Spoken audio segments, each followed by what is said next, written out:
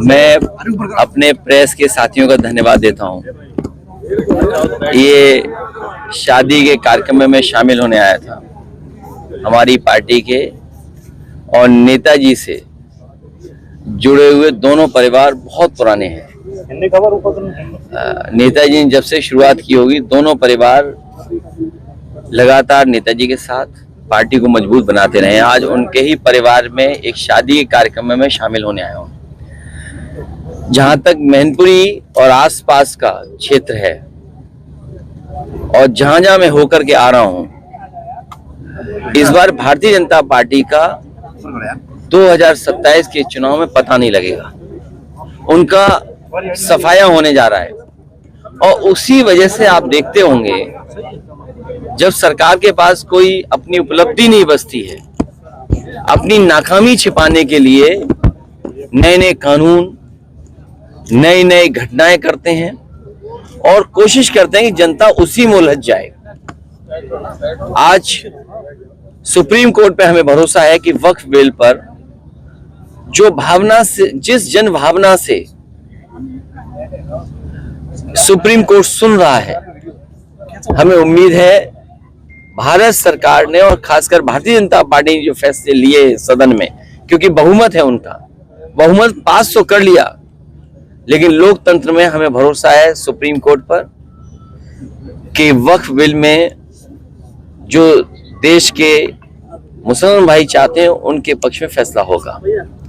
और केवल समाजवादी पार्टी नहीं, देश के तमाम संगठन और सभी दल और व्यक्तिगत रूप से भी कई लोगों ने कोर्ट में ले जाकर के अपनी बात रखने का काम शुरू किया है।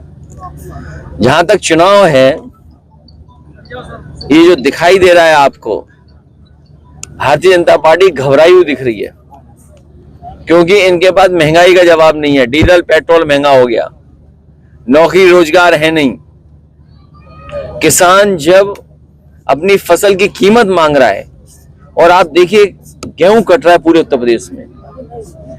पहली सरकार ये होगी जो पाबंदी लगा रही है कि इससे ऊपर आप गेहूं नहीं खरीद सकते। कहीं दुनिया में आपने सोचा होगा कि पाबंदी लगेगी?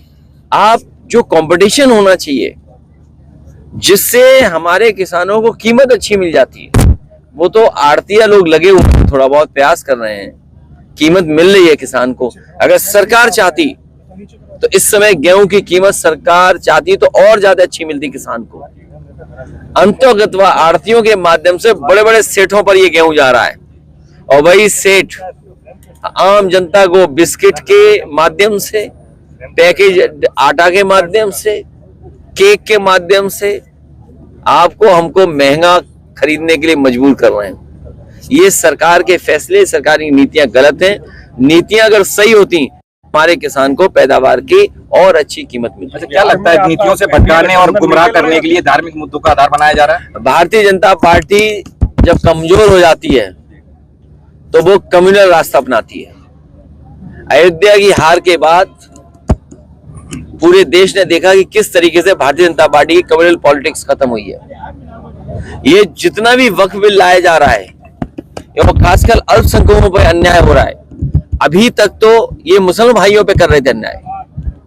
ये इतने ताकतवर हो गए बीजेपी के लोग कि किसी की परवाह नहीं कर रहे हैं। जैन समाज के लोगों का मंदिर छीन लिया बंबई में, सोचिए आप। मध्य प्रदेश में कई जैन समाज के लोगों पे अटैक किया। जो मुनि हैं उन सबने सब कुछ छोड़ दिया है, सब त्याग कर देते हैं। उसके बाद भारतीय जनता पार्टी क्या चाहती है उनसे? क्रिश्चियन से एंग्लो इंडियंस का एक हाउस में उनका सीट रिजर्व होती थी, आरक्षण था, वो छीन लिया। जीएसटी कानून ला करके व्यापार छीन लिया। नोटबंदी ला करके सबका रुपया छीन लिया। ये केवल छीनने का काम करते हैं, और दुनिया में हमारा कोई डंका नहीं बज रहा, ना हम कहीं के विश्वगुरु बन पा रहे हैं। हर देश आपको धक्का मार रहा है। अमेरिका अपनी अर्थव्यवस्था सुधारने के लिए पाबंदियां लगा रहा है, टैरिफ लगा रहा है। बताओ भारत सरकार क्या कर रही है अपनी अर्थव्यवस्था को ठीक करने के लिए?